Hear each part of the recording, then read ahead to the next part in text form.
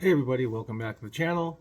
So I'm giving you a small update on my lawsuit, excuse me, small claim suit against Uber for $10,000, and something I saw on the app that I did a video on about a year ago, and it appears to still be happening. So anyway, stick around and we'll talk about it.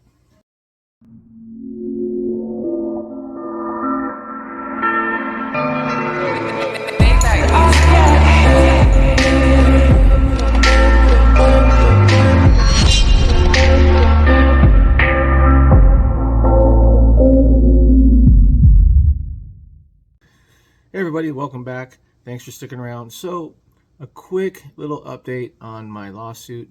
Uber was served yesterday, which would have been February 2nd, Thursday. And my friend Rideshare Professor, who, if you ever have any problems regarding wrongful deactivation, go to his channel, watch some of his videos, look at the information he's got, send him an email. He has a team of lawyers and attorneys, and which is the same thing. And he's got a whole group of legal staff that he works with, and it's very helpful if you don't want to do it yourself.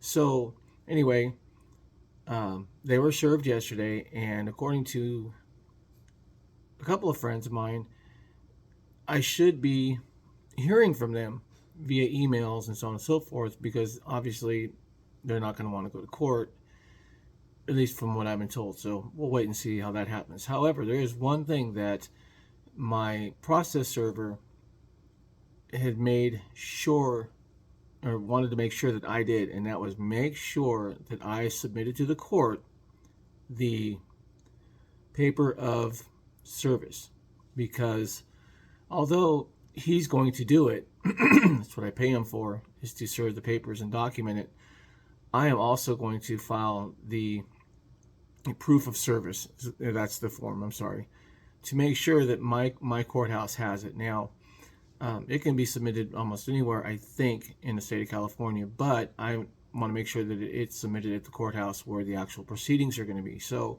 once you have gone through the steps in my first video, which I'll link up in the top up here somewhere,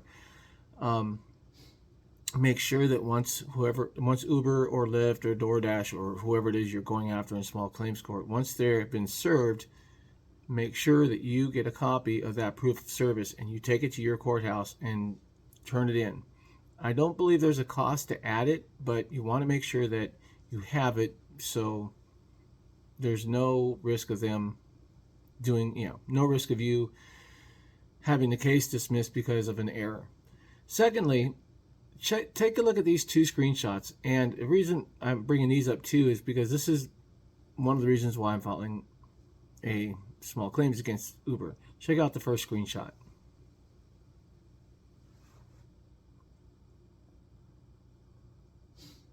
Now check out this one.